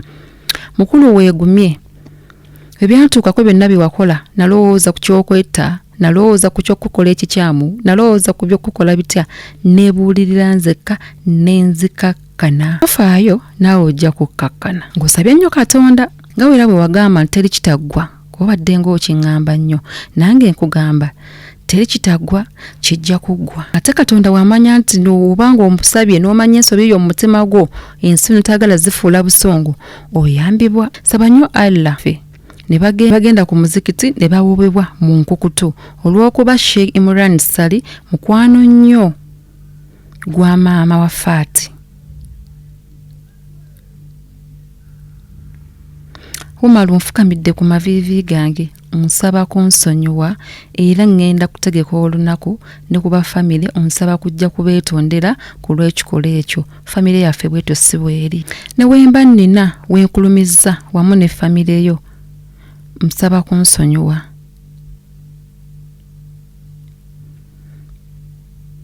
N'abantu bewajja nabo ku mukolo bambi buli omu nsaba kunsonyiwa kuba abantu abo baali basanyufu bajja mu bungi ate nga baali basanyufu ddala. mulamu wange mama wa Fatie yali ankozesa bukozesa ne famire yange. Nsaba kunsonyiwa ddala ne famire yange kuba okufumbirwa kwa Fatie ne Matovu Abudu tebakuzza mu kika. Era nga abakola ekibi bagenda bokka. Maama, taata, Fatie n'omuko ku ludda lw'ewaffe ne bagenda ku muzikiti ne bawoobebwa buto. Ne bagenda ku muzikiti ne bawoobebwa mu nkukutu olw'okuba Sheikh Imran Sali mukwano nnyo gwa maama wa Fatie. Umaru nfukamidde ku maviivi gange nsaba kunsonyiwa era ngenda kutegeka olunaku ne kuba family onsaba kujja kubeetondera ku lw'ekikola ekyo. Ekyo kyebika yali yakiwulirako saakitegeera nakiwakanya nnyo. Mama Fatie nekubira essimu nkugamba Umaru agamba gwe wajje Fatie mu bufumbo naye nga bwegaana nga nange mwennyini sobola kukikkiriza. Kumbe Umaru ye yali yakitegeera dda ti gwe wagamba omwana aveeyo. Fatie bwe yagamba ng'ebintu ebyo bakatandika okumukwana we yabikugambako wabaako omuntu gwe banyumiza kazini wange era n'akugamba omwana addamu genda ewasenga yekka. Era bwe yakubidde essimu nga bino bibaddewo era wamuzeemu bw'oti. Eddoboozi liyinza okuba teribadde ddungi nnyo kumalayo wabula ku bimu ku bigambo ebyalimu wagamba nti basooka ne bagamba beeyagala nga tebeeyagala kati netusalange nesalawo beeyagalire ddala. Ono n'akugamba nti olabe nga kinyuma gwe n'osalawo nti okikola ddala bw'oti olaba nga kyakoze amakulu n'ogamba kibi kiruma tekiruma naye kyawedde. Bwe Fatie naawe omuntu y'omu we yakubira essimu wamugamba ebigambo bino wammanga. Mugamba yalibadde mulala Fatie omukazi nga yakubeererawo osazeewo omusasule bw'oti ati kyewakoze si kirungi weekube mu mutima.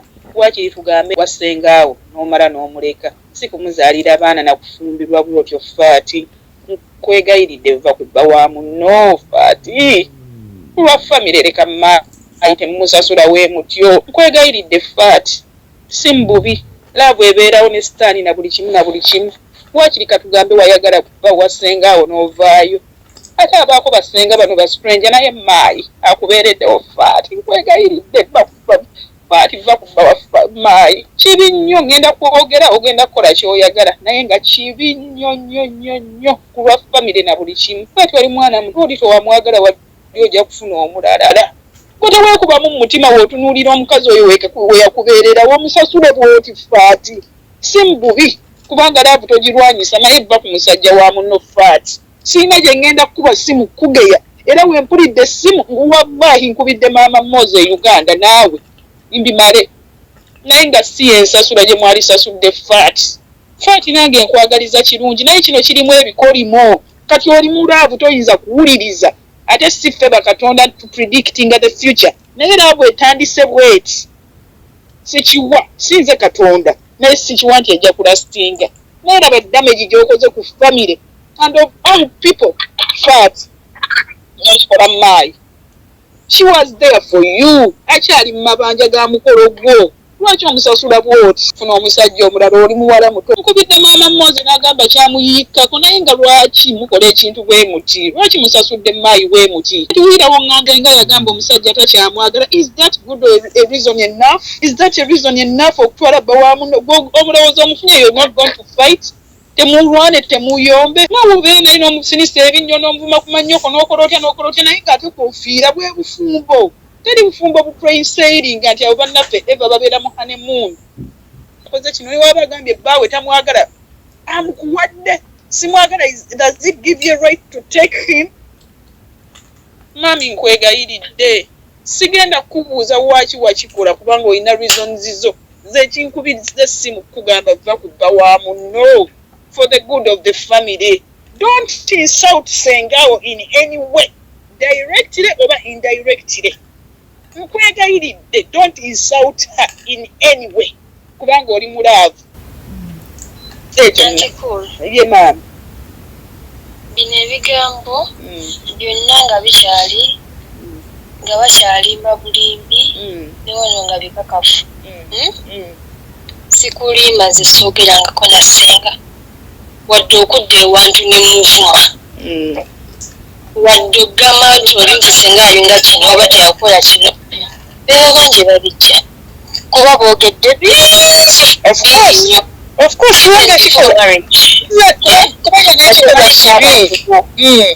bayogera bingi bampaliriza bingi naye nze sina lutu gwe ngenda kuddamu ate sisuubira baddamu kubanga amanya gawaliko ebigambo nabo era sigenda baddamu tebajja kunvulira mu kigambo era bye bampalira mu kamwa ki nagambye kino nagamba kiri nkoze kino is fine. It's not fine. Don't be arrogant. Don't be arrogant. Oshagera. Don't say it's fine because it's not. Don't take arrogance yamanyi. Don't take arrogance yamanyi flat. Nkwegayiridde don't be. Ndi mama wo ndi muwala wo naye nzikiriza kubuulireko. Toteekamu arrogance yamanyi. Nkwegayiridde. Sina muntu gwe nali nzizeemu wadde. Kati genda bwotyo. Era sigenda baddamu. Boogera bonna kirokke boogere. Kale okusazeewo okugenda bwotyo togenda kwogera muntu kye naye don't be so arrogant but nkwegayiridde oli kuba sina gwe nali nsizeemu kigambo nakimu nti kuulu wadde ate kukasa sina okunkuba esimu ng'oyogerako y'ensonga ne maama gagamba enzansooso kubanga sina ddala wagenda kubijja the best person to tell you why you're just going home ye gwe saagala genda kuba mu magala gina biki bajja kumbulira ebitali bituufu era kyongamba kye ŋŋenderako naye nga fact nga tuzze ebbali lwaki wayagala bba wasenga nga tuzze mbino kigambiddwa kikoze kitya nze naawe lwaki bba wasenga sikirina na birowoozo wadde omanyi omutala tekirina birowoozo twayogera ebigambo ate kuli twayogera ebigambo senga ali mu Uganda nga biwulira before nze nali simwagala naye banjogerera nembeera bamaama nendwala nenzigwawo nga banjogerera nga si bituufu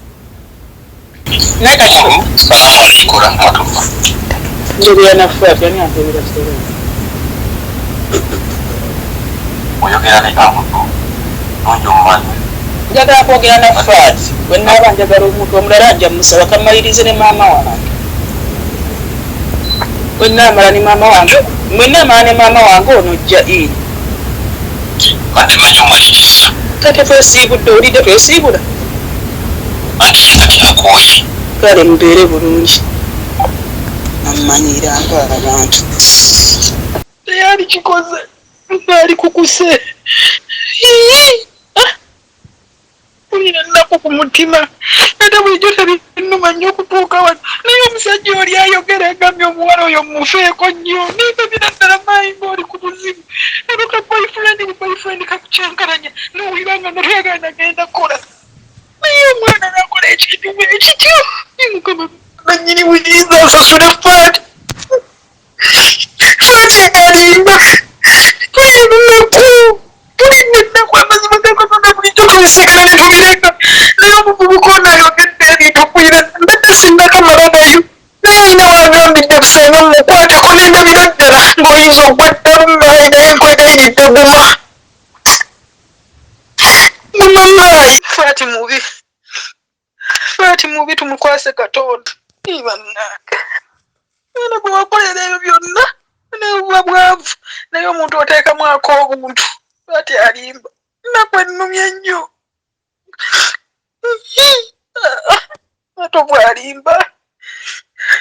alimba siganya ne Fatie tumunenya naye matovu alimba nange yali kuwanya bakazi be banaaba bulijjo Fatie n'amuleka kibi ati obusente bwo bwe wali badde okolamu ebirala uyozongana wano nawali kibi nnyo mami naye kato bikwase Katonda sobola kugamba nti Katonda amukole kino naye yaba amukolera ekikyalaba ekimugwanidde naye nga Fatie alimba kibi nnyo maayi musajja ayogedde nempulira nga nange bulijjo biwulira ku TV obisoma mu mawulire n'obisoma mu magazini n'ogamba bakyajja basavuwaza kutunda magazini zaabwe naye bino bintu bya ddala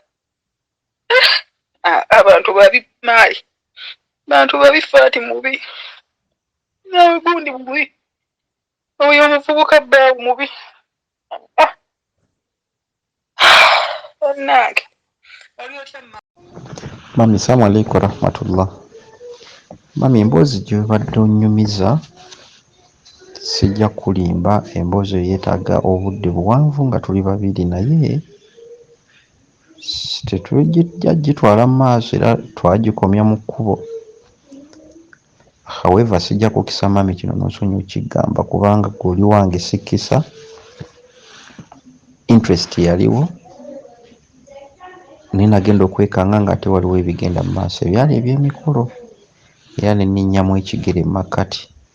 Kati bwe nafuna nange bino ebinsumbuwasumbuwa ne ŋŋamba kambirekere ddala abuddu njagala kusetolinga. Simanyi bwe kinaalabika naye ku lw'obulungi bwa mami n'ekitiibwa kyo kambiveeko, ate mbadde nsaba bikome mu nze naawe naye mwennyini bireme genda wala. Assalamu alaikum mami, tujja kweyongera munnange, ngezeza kukukubira naye nga tokwata. Ndowooza mu malowoozi mugeewuliriddeko.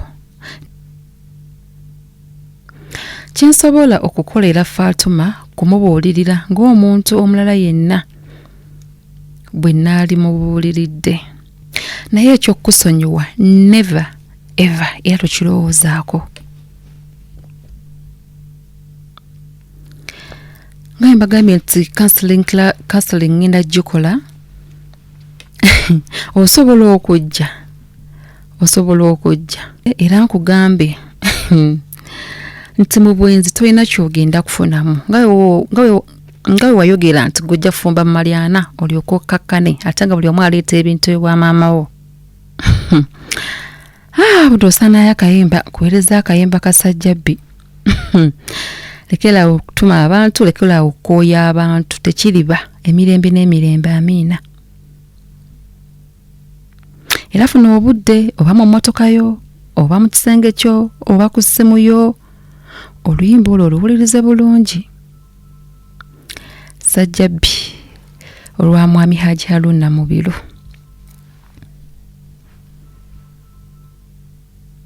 Fatie, weewaana nti oli wa mukisa. Kino si kye bayita omukisa. Olwabeera n'omwami, poza ate kati nze nga mbitegeera bulala, olwabeera n'omwami ate n'agobwa ku mulimu n'ebiza ebimutuukako byonna. Abantu b'omukisa babanga nze, awo Kasuku agenda kuseka, nkimanyi ogenda kuseka nnyo ogamba ate awo nkubyewo nnyo. Naye ge mazima we nabeera naye badde taddirirangako mu byenfuna. Ne bwafuna ekimusoomooza ng'ayimuka mangu. Ate era sisuubira kufuna bufumbo bubi.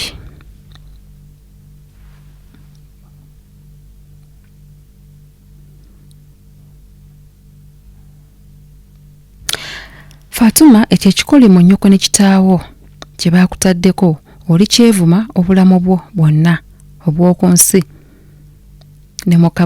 n'emagombe. Dda mu kitanda kyo okirowoozeeko. Ne bw'oliba osaala sunna n'ozimalayo, ekibi kisigala kibi.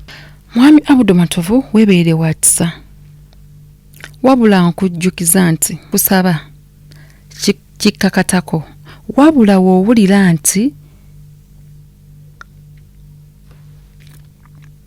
wakoma last time okubaweerera, nsaba ompandiikira ebbaluwa ofune gw'ogiwa agimpe, awo nja kubaweerera mu mutima mulungi era obuvunaanyizibwa bwonna nja kubwetikka era siri kunoonya wadde, era mu ekyo nja kusaba era nkusaba naawe totawaananga okubanoonya. Bwe mbadde nkola interviews zino zonna ze mbadde nkola, mbadde nsaba nnyo ba presenters bayite ku bantu bano nammwe babakoleko, kuba mbadde njagala nnyo okumanyira ddala ekyaviirako ekintu kino okubaawo, era n'ennamba zaabwe n'ennamba zammwe badde nga nzibawa, bonna bagezezzaako okubakubira ne mugaana okujja. At least kuba mwogerereeyo nti njogera bya bulimba mugambe nti maayo wano walimba nabagamba mu byenjogedde byonna sina kye sitayinaako bukakafu. I have a degree in mass comm. Simala googera until we were told to give interviews where necessary. Wabula bafubye okubayita ne mugaana kati mpulira nti mwagambye Abdumatovu afuneyo ekiboozibozi akiyungeyunge nga mumuwadde ne ku magezi kyabajja anteekeko. Nzikiriza ate nnyo ajje amawulire gagenda nabo kakafu bunaakubula. Badde ngambye sigenda kudda mu mawulire awo nja kudda musobole okumanya bye mbadde nsirikidde kuggwe Matovu Abdu ne Saidaati. Nasoma amawulire ne ngategeera bulungi ntagala zifuula busongo oyambibwa.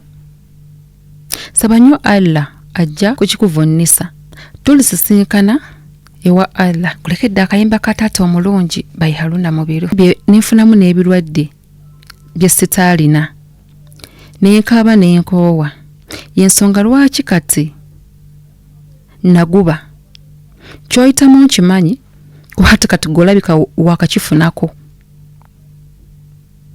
nakiyitamu dda kyova olabira nkubulira kati nga expert omuntu yakiyitamu. Mukulu weegumye ebyantuukako byonna byewakola nalowooza ku kyokwetta nalowooza ku kyokukola ekikyamu nalowooza ku byokukola bitya neebuulirira nzekka nenzikakkana. Tofaayo naawe ojja kukkakkana ng'osabye nnyo Katonda nga weera bwe wagamba nti teri kitaggwa kubadde ng'okiŋŋamba nnyo nange nkugamba teri kitaggwa kijja kuggwa. Ate Katonda wamanya nti obanga omusabye n'omanya ensobi yo mu mutima gwo ensi notagala zifuula busongo oyambibwa. Saba nnyo Allah ajja kukikuvunnisa. Wabula ebintu birina engeri gye bijja mu programu eno ne ku channels yange eya Queen Mother Productions yoge nagiggulawo ng'ensonga enkulu ya programu eyo kuliko programu ya Unveil Your Love oba yatula. Era we nasabira Abdumatovu ne Fatie okubakyazaako wemba mumpadde chance nja kubakyazaako ku programu yemu kuliko ne programu eya Life After Wedding. Muntu ayinza okulowooza programu zino nazikoze lwa kintu kino zibadde nazo concept ezo okumala emyaka 10 nga nkyateekateeka engeri gye njja okukifulumya nga buli mwaka nkirowoozaako. Era nali naggulawo channel eno mu September nga 27. Era woba ogenzeyo n'osoma ku program description ojja kubanga olaba programu eyo byeyogerako. Era nno walontwalirwa mu mukisa guno okusaba Fatie ne Abdu era mujja kuba nkyabeetaaga kuba mujje mumpe ku bulamu bwa Life After Wedding. Yes, Abdu ebitowaaka bibeeramu obufumbuze olinayo abafumba omwezi aba wiiki naye ng'obataddemu ssente so olabika olina experience nene nnyo otubulireko osanga mulimu abajja okuyiga. Fatie Nakimuli naawe bw'otyo njabbaawo omukisa singa munaamukkiriza twogere ku bulamu bwa Life After Wedding. Naye wenna ali eyo mu programu eno twogera ku bintu ebibeera mu bufumbo ebirungi n'ebibi. Mu bibi muyinza okubaamu bannaffe abayiga eriyo abafumbirwa n'avaayo mu nsobi oba neyejjusa era ng'akinyumya n'agamba kisobi gye nakola siyinza kugiddamu. Gwoba owadde programu eyo asobola okuba nti agiyigirako. Tukyalizamu bannaffe abafumbo abakozesa Silver Jubilee, Golden Jubilee bo ne basobola nabo okutubuulirako engeri gye basobodde okukuuma amaka gaabwe ebbanga eryo lyonna. Byebikulu ebiri mu programu zange ez'ebbiri. So nsaba gwe abadde tulina kusubscribinga ogendeyo tubeere nga tutambulira wamu nga bwe tulinda counseling gyenja okuba nga ntandiseewo era nja kuba nga mbabuulira kigenda kuba kikya tugenda kuba tukikola tutya. N'abaagala okunneegattako tujja kuba nga tukolera wamu. Mbaagaliza obufumbo obulungi 2022 ends. Baba wange Isa nkuweza n'oluyimba luno olulala embeera ya ssente buli omwe muyisa bubwe habula Mayunadi Mayinja yankolera ennyimba zo zonna yaziyina. Ebyewuunyisa tebiggwa mu nsi ebyewuunyisa tebiggwa mu nsi naye ne guno omwaka tufunye ekyewuunyisa ate nga kigenda kuba nga kituggalira omwaka. Ndowooza omukolo omugulabye byemulabye mubirabye be bantu baffe tutambuliramu be bantu baffe betutambuliramu naye abantu buli muntu mwena kyogenda okukola baako ekintu kyosooka okulowoozaako nga tonnaba kukikola. So abantu abamu kyobola bagamba think twice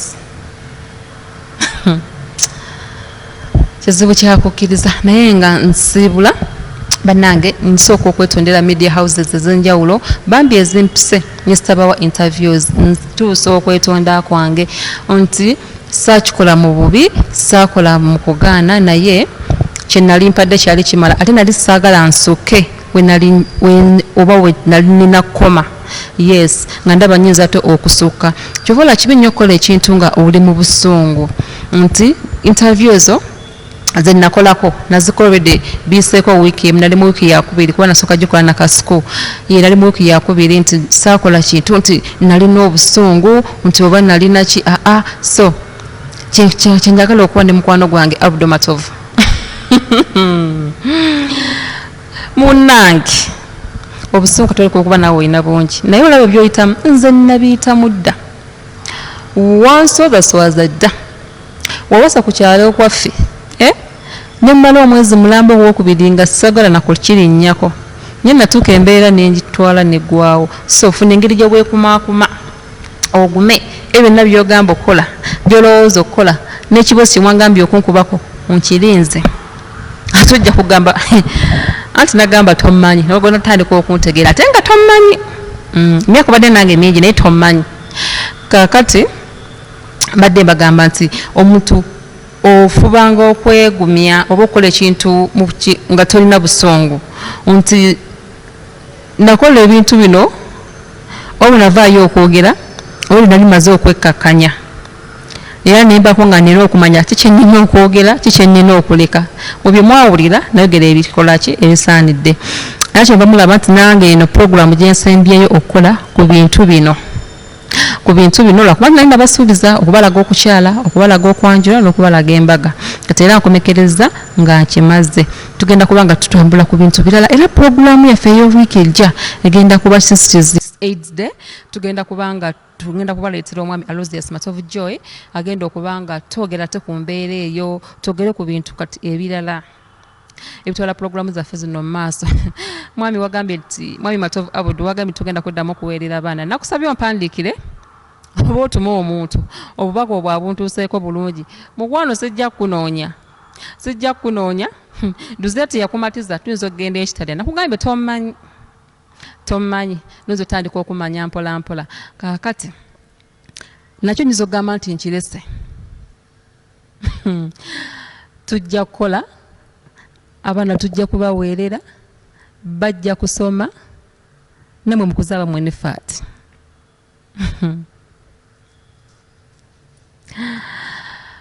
nsiibula nga neebaza abantu abalungi bwe muti abambeereddewo okuva mu nsi ez'enjawulo bana abantu muli bangi abantu ba London abantu ba Switzerland abantu ba Netherlands abantu be Canada nfunye amasimu okuva mu US banange simanyi kuba sobola kumenya kinoomu muzijukirako Dr. Mr. and Mrs. Dimba ba mu US na London waliwo Madam Rehma waliwo benanga abantu bangi amanya sikyagajjukira naye bambi mwenna mwebale abampadde ku advice abankubya ne bambuuzaako bannange neyanzeege ensi bwetyo naye ndi mukyala mugumu ndi strong sikyalina kintu kyeŋŋamba nti kino nkitidde nnyo kigenda kunkola kiti abuduguma bugumi munnange mu nsobi ate ojja kwongera okuleremu ensobi endala ate ezijja okusuula